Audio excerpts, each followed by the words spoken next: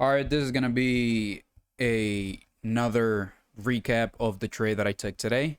Second losing trade for the week, and I pretty much will cut the week short right here.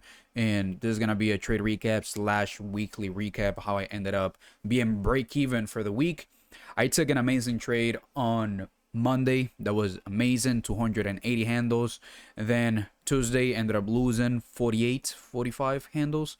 And this week, well, and today I also lost 45 handles, but around P&L wise, I am break even for the week, just a little bit in profit. And I'm gonna cut it short right here. Like I said, August month and one of my Twitter posts is gonna be in my opinion, from my own experience, a pretty hard month to read and to understand where price action is likely to do next. But I'm doing pretty good so far. It's a break even week, a little bit in profit, no money lost, and that's what the game is all about. We're gonna have those break even weeks. We're gonna have those losing trades. We're gonna go on a consecutive losing streak, and this is the lifestyle that I've chosen. It's like I was on a 2 months winning streak, and this is the pendulum swinging back and forth. Now it's time to pay commission for the business, which is it's pretty great so far. So I'm gonna go and do a little trader breakdown of the trade that I took. Was actually early on going into the morning session, and I'll explain what was my thought process behind it. Overall, for the morning session, I was looking for these relatively equal highs to get taken in first place. We see that this high right in here is inside of a daily volume imbalance. Let me go right here and mark this real quick. Extend to the right. And more likely than not, that's where I was anticipating price to draw into in the first place and then look for a short setup. So daily wise, again, first of all, looking for higher prices and then pretty much looking for this retracement that took place right after I took a loss. And yeah, that was the narrative. So going into the 4 hour, we see how we have this gap right up here, which is a busy buy side imbalance, sell side inefficiency. What are the two reasons of why price go lower? We're either going to seek liquidity or we're going to rebalance into an inefficiency. Also, one was my internal narrative for lower prices was price retracing inside of this 4 hour gap, which we're pretty much close into trading into it. So we have this 4 hour gap. We have the buy side liquidity right above here. And that was the narrative, looking for buy side to get taken to then sell side liquidity to be next, which is my model, my internal narrative, and what I look for every single time that I'm looking to take a trade. Dropping into the 50-minute lower time frames, we see buy sell liquidity taken. 9:30 opens, takes buy sell liquidity. And what is the narrative that I look for? If buy sell liquidity gets taken, I'm looking for sell sell liquidity. If sell sell liquidity gets taken, then I'm looking for buy sell liquidity pool to get taken. In this instance, I took the trade while still having on the higher time frame triple highs.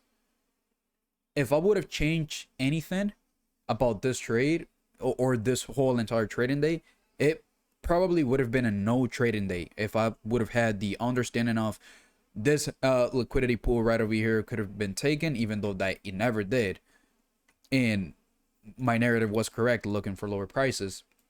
But yeah, we highlight this high, buy sell liquidity right up here, going into the lower time frames. 9:30 opens on this candle, and we immediately go above this liquidity pool.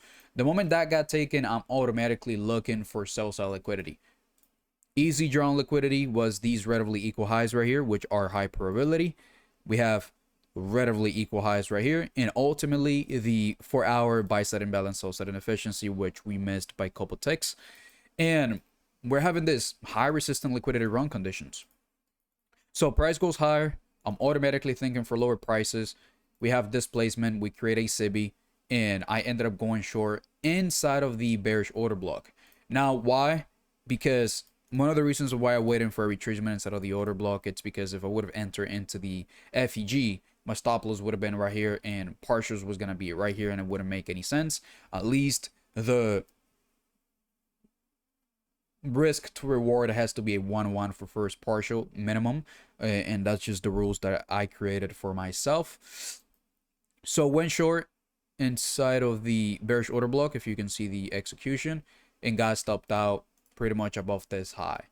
Now, one of the reasons of why I was anticipating a retracement inside of this busy, and even though that in this early on retracement I was anticipating price to get in it, then go higher, and then create the sell side of the curve, but again we missed a couple things. The reason of why I was anticipating price to draw into those relatively equal lows is because we have an hourly busy, and again, why price goes lower? To rebalance into an inefficiency or to seek liquidity. So we had this hourly busy. I go short. I was looking to take most of my profits right up here. Then one of the things, the perfect world would have been this right here. Me going short right in here instead of this FEG plus bearish order block. Price going inside of the hourly busy, taking these relatively equal lows. Price going higher, trading inside of the daily volume imbalance, taking the quadruple relatively equal highs that we have, and then forming sell side of the curve. But we missed the relatively equal highs. We went higher. We missed the liquidity pool that we have right here. That it's incredible. It's incredible in my opinion. We missed it, and then we went lower. So kind of a tricky day from my own personal experience, and I'm definitely going back to the drawing board and journaling a little bit more. This is nothing. The week ended up being break even. We're going back to the drawing board and seeing the things that we could have improved on, and just journaling. How do I feel so far? Again, this is exactly what I am anticipating for August month. I am trying my best to do the best that I can, and pretty much just gaining that market experience. I could have easily just decide to not be part of the whole month, but I will decide to be, and trade as less as possible. So walking away for the week, again, no risking, no capital, no nothing. Ended up a little bit in profit, just to consider to be a break-even week. Took 2 losses, not being butthurt about it, not having the mentality of revenge trading, or let me just make it back. Let me just make it back today or tomorrow. Not just sitting with the loss, sitting with the negative P&L, and being content with the idea that this is the game and the name of the game that we're playing on. Having losing trade is completely fine if you're following the protocol and having pure, precise risk management. Having break-even weeks, it's fine, because at the end of the day, I'm just looking toward the long-term profitability. I'm looking at the marathon and not the sprint. And again, and I've said this when I was currently on the winning streak. It's like, it doesn't really matter if you win 2 months if at the end of the year you're unprofitable. So are we doing this month after month? Are we being profitable at the end of the year? Are we paying taxes on the money that we're gaining on? Because that's what shows if you're really profitable or not. So it is what it is. This is part of the journey so far. We're feeling good. Walking away, leaving the markets to the professionals out there. And that was pretty much the little trade recap. 2 losses, 1 win, 2 losses, break even for the week. And I'll see if I'll be doing study sessions tomorrow or for the rest of the week, and I'll see how it goes. So yeah, that was the little trade breakdown.